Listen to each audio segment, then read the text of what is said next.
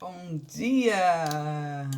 Hoje vamos estudar juntos sobre a conduta mediúnica, né? O nosso tema ele vai dar uma geral, né? No procedimento do médium, né? Na conduta do médium, na responsabilidade do médium diante do compromisso assumido. Eu peguei alguns dados, estou aqui com o computador, vocês vão ver que eu vou estar acompanhando para não perder o foco, de Rubens Santini, né? E também do livro Conduta Mediúnica, Conduta Espírita, desculpe, assim como também do Evangelho, né? Que a gente vai estudando, do Livro dos Médiuns, que é o nosso livro de cabeceira, né? Do médium. E eu vou passar para vocês de uma maneira geral, né? Na medida do que o conteúdo for passando aqui, eu vou passando para que nós possamos ter uma noção da nossa responsabilidade, né? Então, é necessário que o médium, para que ele seja um bom médium, né? E o que vem a ser um bom médium? É aquele que incorpora com facilidade. Não, um bom médium é aquele que pode transformar-se através do estudo, educar-se, evoluir moralmente, refazer a sua vida de forma que possamos ser luzes. Porque, lógico que precisamos dar assistências aos irmãos mais necessitados. Sempre daremos assistência aos irmãos mais necessitados. Mas é preciso que nós tenhamos ao nosso lado os irmãos, os espíritos de mais conhecimento que nós, para que possamos crescer e evoluir com eles. Para isso, é preciso que nós tenhamos melhor condição de atração, de ouvi-lo, de percebê-los. Para isso, é necessário que também venhamos a evoluir, venhamos a diminuir os nossos erros, a intensidade dos nossos desejos materiais, né? É preciso que nós nos liguemos a Jesus de forma amorosa, não só admirando toda a sua estada na terra, tudo que ele nos passou, porque a admiração a gente tem por qualquer um, mas que venhamos a seguir tudo o que ele nos ensinou. Desta forma, nós teremos uma frequência vibratória mais elevada e nós teremos o entender melhor dos nossos guias e também da espiritualidade mais elevada. Daí, nós poderemos também, além de socorrer os aflitos, orientá-los, né, de forma mais suave e com maior assistência. Então, a evolução espiritual, ela é muito importante. É por isso que esse tema conduta mediúnica, ele me veio assim como o insight, não, vou falar, eu falo. Não, conduta mediúnica. Aí, vamos lá, vamos dar uma olhada, né? Então, na realidade, é a nossa responsabilidade, não é? Porque é preciso que nós nos eduquemos, né? Para que possamos verdadeiramente servir, né? E Bezerra de Menezes fala: todo médio que começa a ver defeito nos outros médios está destruindo a sua própria obra. Passa de construtor evangélico a carrasco do bem que existe em todos. A verdade não carece de defesa humana. Por si mesmo se liberta. O tempo é a voz de Deus que seleciona e executa somente a sua magnânima vontade. Nosso querido mestre, eu digo mestre, Bezerra de Menezes, é um grande instrutor, um grande instrutor. Então, nós vamos passar por vários tópicos agora, né? Nós vamos falar da mansuetude, a necessidade da mansuetude, do da necessidade do médium perdoar, da passividade, da responsabilidade, da humildade, autocrítica, o estudo constante, servir silenciosamente, né? Qual a posição do médium, o hábito da prece, a presença dos nossos guias. Então, é assim, é uma ajuda para que a gente possa ver, não, como é que eu tenho que me conduzir como médium, né? O que é necessário para que eu seja um bom médium, para que eu seja um bom veículo, na realidade, um bom medianeiro. Não é verdade? Então vamos lá aqui, só para que a gente possa ter maior facilidade de passar, né? Existem muitos médios que acham que é só dentro do centro espírita que eles exercem sua mediunidade. E a gente sabe muito bem que quando nós somos médiuns 24 horas, né? O médium é um farol no meio da noite, né? É uma luz para os sofredores. Eles percebem a nossa vibração, eles não percebem o nosso corpo físico, eles percebem a nossa aura, nossas vibrações. Então, por isso que muitas vezes, um médium é um imã, não é? Não é um imã, mas pelo fato dele nos perceber desta forma, né, nós somos vistos, sentidos como um meio de socorro, né? Então nós temos essa estrutura espiritual que permite o socorro. Então veja a nossa responsabilidade, né? Que nós viemos nessa ostensividade mediúnica também, mas com esse envoltório fluídico, capaz de ser percebido pelos irmãos sofredores, que ali é um farol, ali é uma luz, é um copo d'água na sede que eles estão, né? É por isso que o médium precisa sempre estar em oração e vigilância. Mentalmente sempre em oração. Muitas vezes a gente está sem fazer nada. Por exemplo, a gente está numa clínica esperando ser atendido. Poxa, ao invés de ficar no celular, fecha teus olhos, fica em prece. Por que não? Você está na rua, você é um farol, você é uma antena, não é? Então sintoniza com a espiritualidade maior. Fecha teus olhos, Senhor, neste momento. Ajuda todos que aqui estão.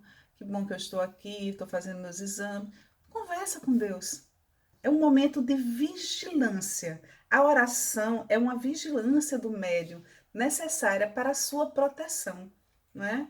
Porque nós sabemos que a qualquer momento podemos sentir sensações, não é, orgânicas que indicam que a necessidade da comunicação e tal.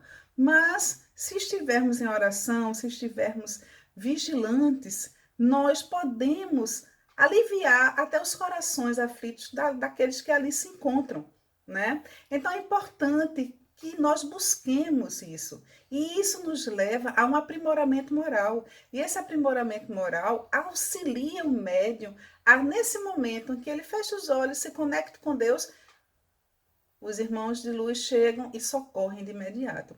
Quanto mais aprimorado moralmente, evoluído o médium moralmente, maior ajuda ele tem, maior facilidade de ajuda ele tem. Compreende? Por quê? Porque os espíritos superiores têm capacidade de chegar até você com maior instrução. Tá entendendo? Sua ligação é mais direta, não tem ruídos. Os ruídos são as nossas imperfeições, os nossos erros, as nossas ganâncias, ou o nosso materialismo. É por isso que a doutrina espírita ela é bem clara nesse aspecto, quando diz: espíritas, amai-vos, eis o primeiro ensinamento, instruí-vos, eis o segundo. Né? Então, amar e instruir-se. É isso que diz o nosso Rubens Santini, né? Essa partezinha foi um pouco do que ele falou, né? Então, a princípio, o Rubens fala sobre a conquista da mansuetude, né? Se estamos reencarnados no planeta Terra, é porque nós estamos aqui para um processo de aprendizado. É porque temos muitos débitos, não é? Nós temos muitos compromissos a serem resolvidos, né? E nessa escala evolutiva, nessa escala de aprimoramento moral, as provas nos vêm, né? Ah, por que tem que passar por prova? Porque todo estudante passa por prova. Se você está num colégio, se você está numa faculdade, você passa por provas. As provas são a prova da tua capacitação. É apenas uma conclusão de um ciclo para iniciar outro. E para que a gente possa iniciar outro ciclo, nós temos que ter a prova, não é? Que nos dá a habilidade, que nos dá o diploma, né? Para seguirmos uma pós-graduação, depois um mestrado, um doutorado, mas todo ele é preciso que você tenha as provas, não é? Então, não critiquem as pessoas, procurem compreendê-las como são. A facilidade que nós temos de criticar as outras pessoas, elas impedem que a vejamos de forma mais sublime, nas suas reais necessidades. Já pensou se um médium fosse dar passividade a um irmão e antes dele dar passividade a um irmão, ele condenaria ele? Ah, mas rapaz, esse aprontou, né? Aí fica, vê. Primeiro pensamento veio da crítica. Aprontou, agora quer ajuda. Já pensou se fosse desse jeito? Então, é preciso que a gente não critique, não condene. É preciso que a gente ame. Eu sei que nós não temos a capacidade de amar sublimemente como o Mestre Jesus, mas nós temos a capacidade de entendê-los, né? De aceitá-los como são, como nós precisamos que nós sejamos aceitos, né? E nós temos um grande defeito de querer ser entendido, querer ser compreendido, né? E exigimos isso que o nosso benfeitor, nosso guia, você me entenda, você sabia como eu era, né? Você sabe como eu sou, mas não é desse jeito, não é? É preciso que nós também nos melhoremos, nós também possamos permitir que eles, né, estejam ali do nosso lado, nos auxiliando, nos induzindo, nos orientando. E para isso é preciso que a gente reduza um pouco o nosso senso crítico. Você já pensou se os nossos guias nos criticassem como nós criticamos os nossos semelhantes? É isso que nós estamos precisando entender, né? Meimei, através do livro de Chico Xavier, dizia: Jesus rendia graças a Deus, auxiliando o próximo, cooperando de boa vontade com os outros. Desta forma, estaremos servindo a Deus. E para que nós venhamos a cooperar, é preciso que nosso coração realmente seja mais limpo. Quando alguém lhe deferir alguma injúria, uma ofensa ou um ato de desamor, reze por essa pessoa. Imagine-a envolta em uma luz azulada, com anjos celestiais em sua volta, a sensibilizando e a intuindo para práticas de atos de amor e solidariedade. Veja que legal, né? E daí veremos, através desta prática constante, que uma paz interior irá brotar dentro de nós. Sentiremos muito mais leve, com a certeza de que estaremos conquistando a nossa mansuetude. O médio deve sempre perdoar. Outro tópico que o nosso irmão fala. A mediunidade tem muitas glórias, mas não as glórias que o mundo costuma oferecer. É um detalhe muito importante. As pessoas se acham muito importantes por serem médium, né? E querem receber essas glórias, esses louros, não é? O maior contentamento que provém dela é de podermos ser úteis sem que os outros saibam da nossa utilidade. Procurando perdoar os irmãos sem vislumbres de humilhação. Advertem-nos o bom senso de que o silêncio é o melhor ambiente para o esquecimento do mal. O médium que for vítima de maledicência não deve remoer sentimentos para não deixar entrar na faixa de perseguidor, né? Quando o médium for ferido em sua sensibilidade, deve preparar-se novamente para outras etapas, pois quando estas vierem, já estará firme para o esquecimento de todas as demais. Eis aí o perdão que liberta todas as tentações das trevas. Não devemos perder a fé, porque a confiança nos poderes de Deus nos torna maiores diante de todas as investidas do mal.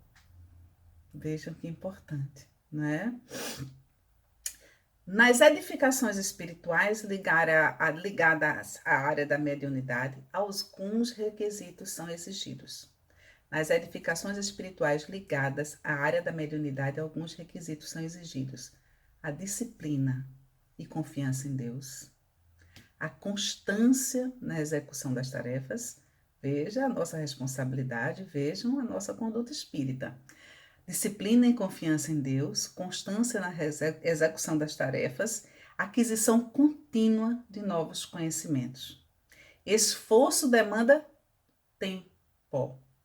Isso é muito importante. Muitos médiuns iniciantes, eles, pela ânsia de querer servir, de ajudar, né?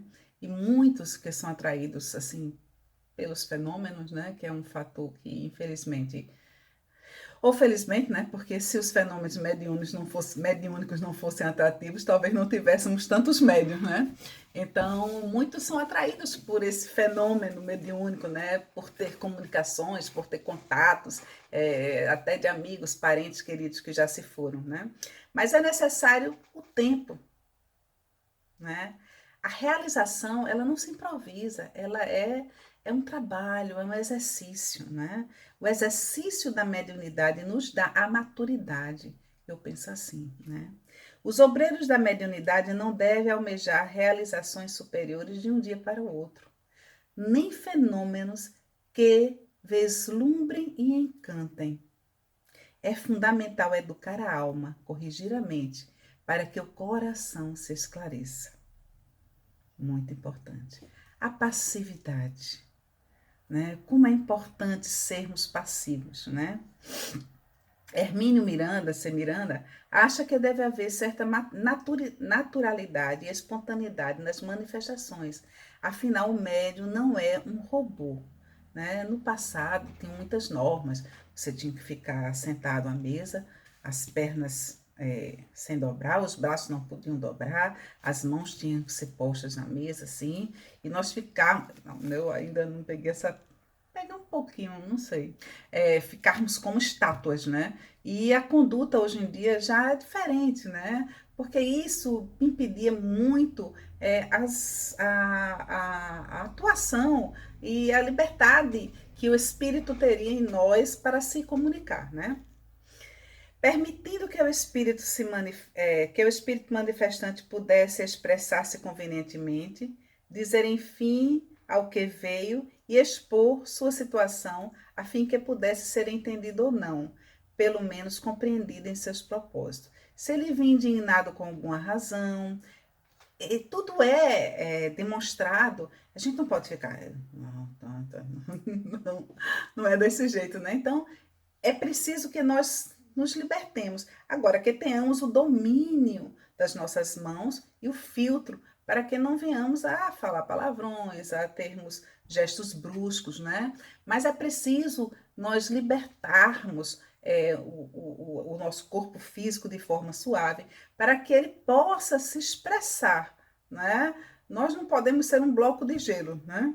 A manifestação deve ser disciplinada, sem grandes ruídos, sem palavras descontroladas e de baixo calão, mas deve, além de tudo, ser feita com naturalidade e espontaneidade, dando oportunidade para a entidade manifestar o seu lado psicológico e emocional, né? E vamos para a teoria e prática, né? Onde ele fala que é preciso que nós tenhamos o estudo, o conhecimento, para que primeiro tenhamos a paciência de estudar. Puxa vida, como eu vou conduzir uma mediunidade se eu não sei nem como é? O que é? Nunca li nenhum livro dos médios, nunca ouvi nenhuma mensagem, nunca estudei nada. Então fica muito mais difícil. Então é necessário que tenhamos a teoria e a prática. Nós temos nossa Casa de Djalma, o tempo inicial da teoria, no nossa segunda-feira, nosso estudo de desenvolvimento da mediunidade, e temos a prática em seguida. O estudo é fundamental. Você não pode simplesmente chegar no segundo tempo, no segundo horário, nós não permitimos, né? A espiritualidade da casa nos orienta que para participar da segunda etapa é necessário que você tenha antes um preparo. É necessário que você esteja ali, porque existe todo um trabalho espiritual em cima dos médiuns. Eles já vão aproximando, sem nós nem percebermos, até mesmo no dia anterior, a os irmãos, para que nós tenhamos mais fluidez na comunicabilidade. Então, é preciso que nós tenhamos esse tempo, é necessário que nós estejamos presente no estudo da mediunidade. Porque não é só um estudo, é um momento que a espiritualidade, os nossos mentores, nossos guias e a espiritualidade da casa está trabalhando ali o médium, facilitando que o irmão seja atendido, aproximando as ligações, compreende? Tirando algumas influências que nós trazemos da nossa rotina, do nosso dia a dia. É preciso que nós tenhamos muito discernimento. E o discernimento, ele vem com o estudo, vem com a teoria. Né? Ninguém vai para um laboratório dentro de uma faculdade ou dentro de uma escola sem conhecer um Erlenmeyer, um Becker, sem saber usar uma pipeta. Né? Você vai pegar aquilo e vai... O que é isso? Para que serve isso? Mesma coisa é a mediunidade. Você tem a mediunidade, você não sabe para que serve, você não sabe como usa, como você vai conduzir. Então é preciso que nós tenhamos a teoria, para que venhamos a ter a prática. Quanto melhor o cérebro, quanto mais ativado o cérebro, quanto mais estudado, melhor será como instrumento mediúnico. Isto porque os espíritos manifestantes trabalham de preferência com o material armazenado no inconsciente do médium. Veja a necessidade do estudo, para que tenhamos o nosso depósito de informações, ou seja, com os recursos que ele possui e que coloca à disposição do manifestante. Quanto melhor a qualidade e a variedade dos conhecimentos do médium, mais fácil e de melhor nível serão as comunicações.